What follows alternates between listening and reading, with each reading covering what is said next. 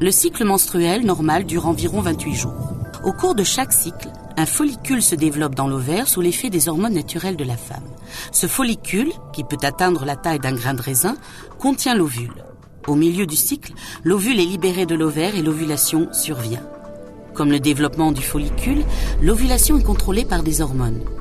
L'ovule est donc expulsé de l'ovaire et est aspiré vers la trompe où aura lieu la fécondation s'il rencontre des spermatozoïdes.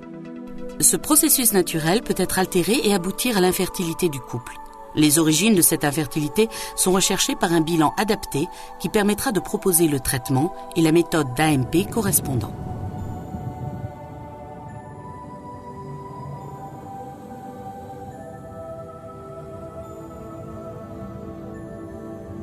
La technique de fécondation in vitro ou FIV consiste à prélever les follicules de la femme après un traitement approprié pour les féconder au laboratoire. Quelques jours après la fécondation, 1 ou 2 œufs fécondés, qu'on appelle à ce stade des embryons, sont transférés dans l'utérus de la femme pour qu'ils s'y implantent et aboutissent à une grossesse. Les femmes qui entreprennent une FIV suivent un traitement hormonal spécial dont l'objectif est de stimuler le développement de plusieurs follicules dans l'ovaire. La maturation finale des ovules est induite par une injection d'hormones appropriée avant la ponction. 36 heures après l'injection de cette hormone, le liquide des follicules contenant les ovules est prélevé à l'aide d'une aiguille. Cette ponction est habituellement réalisée sous anesthésie, sous contrôle échographique et ne nécessite que quelques heures d'hospitalisation.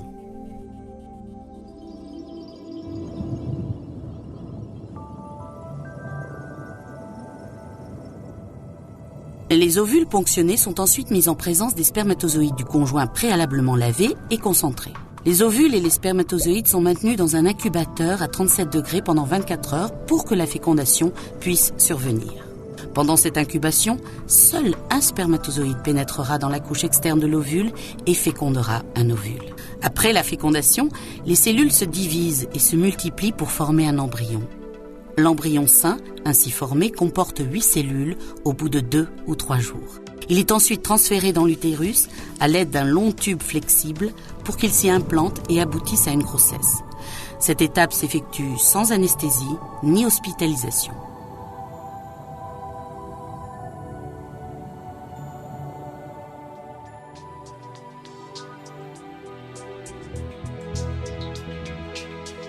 Les méthodes de reproduction assistée offrent aux couples infertiles une bonne chance de mettre au monde un enfant en bonne santé.